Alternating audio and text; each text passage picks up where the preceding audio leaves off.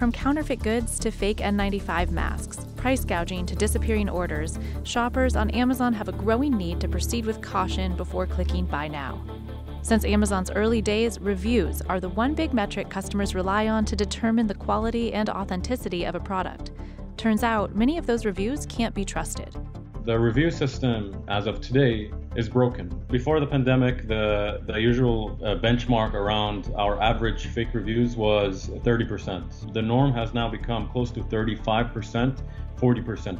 In recent years, thousands of fake reviews have flooded Amazon and Walmart, eBay, and others, just as sales numbers have skyrocketed. And as shoppers stay home, online orders are up 57% since the same time last year, and the number of reviews is up 76%. There's an element where you simply want to trust those stars and you want to trust the numbers, because if you can't trust that, how do you know what you're buying? From Facebook groups where bad actors solicit paid positive reviews to bots and click farms that upvote negative reviews to take out the competition, fake reviews have boosted sales of unsafe products, caused huge brands to sever ties with Amazon, and hurt business for legitimate sellers.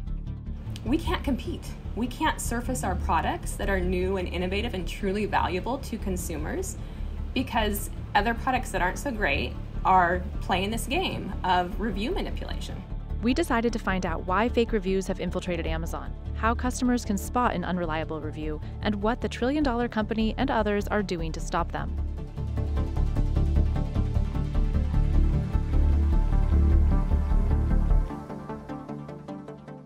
One big draw over competitors like Walmart, Target, and eBay is that Amazon's listings often have hundreds or even thousands of reviews instead of just a handful. It's so easy, no matter what site you're on, to simply say the most reviews with the most stars means the most level of happiness. It's just simply not the case. If those Amazon customers aren't really customers, or if they're an organization of paid individuals who just sit there and go 5-star, 5-star, 5-star, that doesn't really tell me anything meaningful about the product. Review software company Bazaar Voice did a study of 10,000 consumers at the end of last year. 42% of consumers are saying that fake reviews from the brand itself would cause them to lose trust. 82% of those consumers are saying that would cause them to never buy that brand again. The problem is, fake and real reviews are getting harder to tell apart.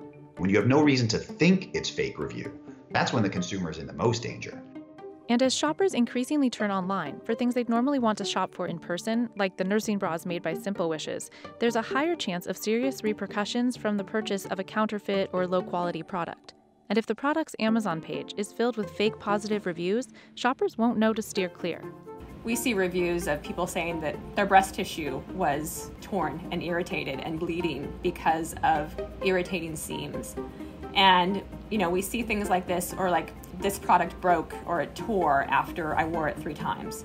You see those real reviews surface, and then all of a sudden there'll just be massive positive reviews.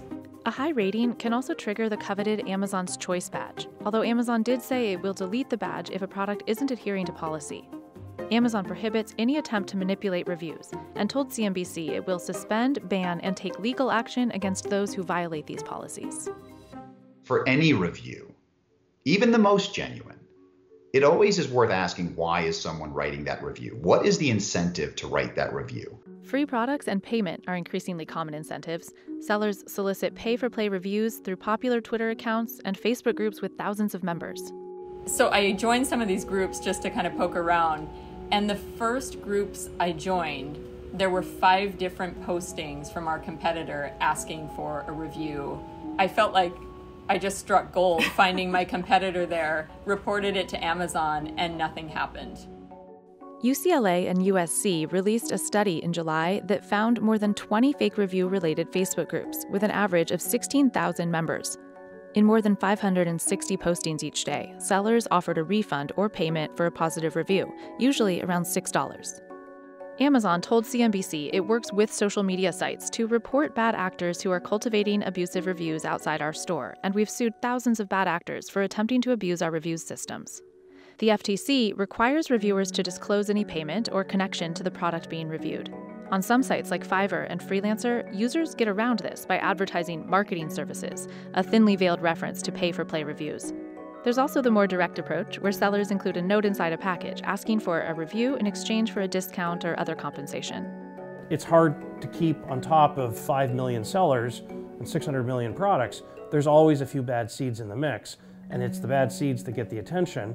It's not that Amazon's sitting back doing nothing, it's that the scope of what we're dealing with is so vast. There are legitimate paid reviewer programs like Amazon Vine, Early Reviewer, and Amazon Associates, which require reviewers to disclose that they've received a product for free in exchange for what's supposed to be an honest review.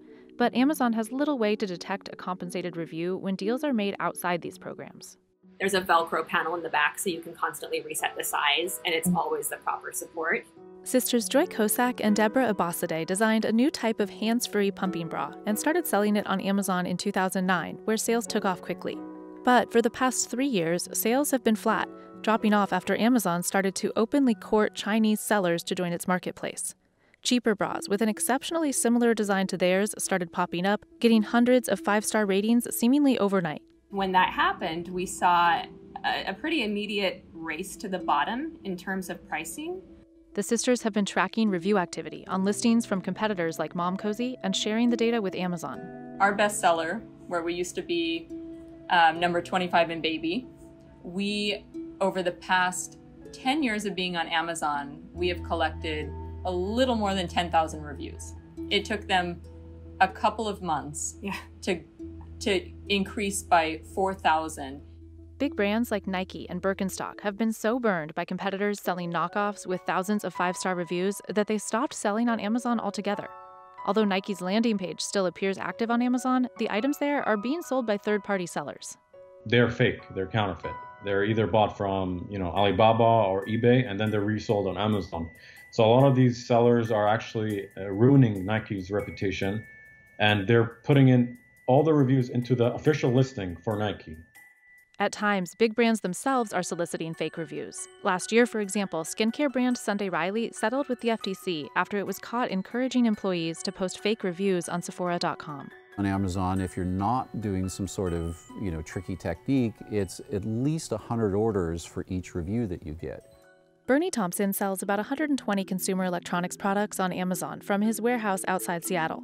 Competitors have tried to undermine his sales with fake review tactics. We've had people take our most negative review, the one that's most embarrassing, and we've had competitors vote up those negative reviews. So say your competitor has a 1-star review on the first page, you can buy 100 helpful votes. When they're considered most helpful, they show up at the top of the results, and so you can really harm your competitors by doing that.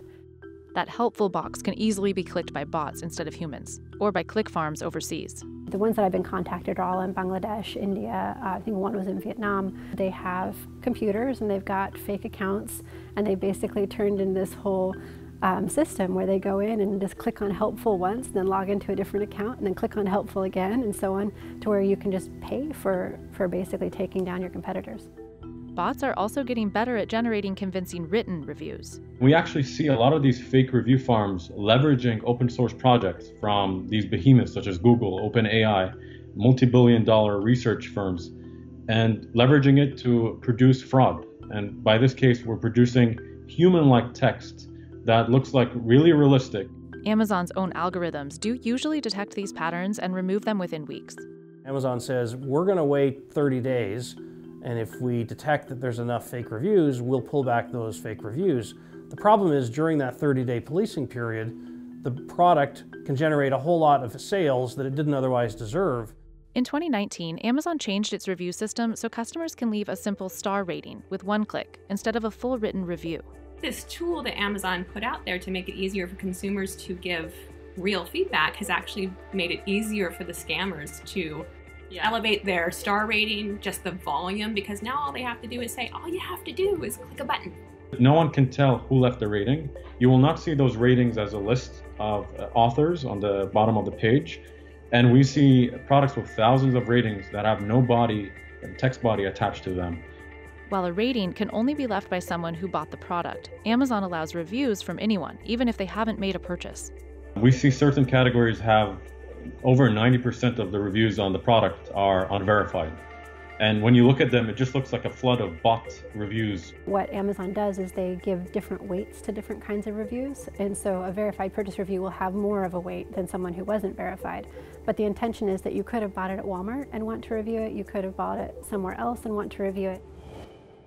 And then there's a slew of new tricks popping up, from bogus seller accounts to mysterious free Amazon packages appearing on people's doorsteps. In one tactic, known as review hijacking, a seller takes over a once popular listing. So you'd have these crazy situations where, our product was a USB hub, but we had to discontinue it. And somebody selling like women's eyelashes would take over that product, change the picture to women's eyelashes, change all the text. The reviews would show these 2,000 positive reviews, but if you'd read the reviews, they're not about eyelashes, they're about a USB hub. Another recent tactic involves seed packets from China showing up at hundreds of people's houses who don't know where they came from. The Better Business Bureau warns that the scam, often called brushing, means the seller is using the seeds to generate fake Amazon orders tied to US addresses. Then they can write fake verified reviews about themselves, falsely inflating their seller rating. Then there's sock puppet reviews, which are bogus accounts created by a seller to write positive reviews on their own products. Sellers can also hack into a customer's Amazon account and post a positive review from there without the customer ever knowing. And they're all new products that are getting reviews at an amazing rate that's just it's not believable. With so many ways to create realistic fake reviews, some startups have developed ways to detect them. FakeSpot is one of these. FakeSpot launched a new Chrome plugin in May that has 250,000 downloads so far. It analyzes the credibility of a listing's reviews and gives it a grade from A to F. The FakeSpot Guard will actually catch these sellers dynamically as you're browsing Amazon, and we will offer you an alternative seller that is authentic and genuine, that we've seen before, that has high customer satisfaction. Other online tools that customers can use to check the credibility of Amazon reviews include Recon Bob, Review Meta, the Review Index, and Review Skeptic. Shoppers willing to spend time to vet their purchases can manually spot fake reviews too. The number one way consumers tell us they identify a fake review are multiple reviews with the same language in them. So they're basically looking for patterns in the reviews. The second most important way is reviews that are not actually about the product. The third is poor grammar and misspellings.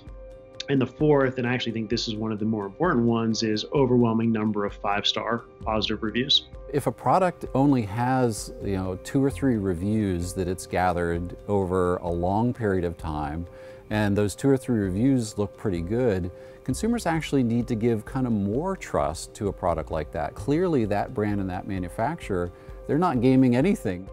If you do spot a fake review, Amazon encourages customers to use the report button next to each review. But whether Amazon will take any action after fake reviews are reported is a different question. We go down these rabbit holes that take a lot of time to look for this information, and then we share it with Amazon and nothing happens, and it's just exhausting. After CNBC brought Simple Wishes complaints to Amazon, months after it was first informed of the illegitimate reviews, Amazon said we've taken appropriate action on these accounts. Amazon told CNBC it uses powerful machine learning tools and skilled investigators to analyze over 10 million review submissions weekly, aiming to stop abusive reviews before they're ever published. Getting Amazon to actually do investigations, quite frankly, they don't have enough investigators to do all the possible investigations needed. When I was at Amazon, there was a time when Amazon had about 20 investigators for the whole United States. There was over 1 million sellers on Amazon at the time, and there were 20 investigators. In an unprecedented move, Amazon hosted a virtual conference earlier this month to give tips and listen to concerns from its third-party sellers, who make up 58% of Amazon's e-commerce business. When it comes to outside regulation, fake reviews are prohibited by the FTC, but it's a complex issue. Where you can leave a review and you receive some kind of compensation, you need to put in a disclaimer, and that's consumer law. That's been around for a while. But there are different ways that this is now being gamed. There's no law attached to ratings where you can leave them without text. Target and Walmart, they are held to a higher standard. They have to vet products that they put on their shelves or through their e-commerce platform because they are liable. And that's the huge difference here. Unless Amazon is purchasing the product from a seller as a wholesale purchaser and they are representing as the seller, they have zero liability. And that's frightening. Last year, for the first time, the FTC prosecuted a company for fake reviews on Amazon. The inflated reviews were for a weight loss supplement that's made with a plant that can cause acute liver failure. You can already see the FTC becoming more interested in reviews.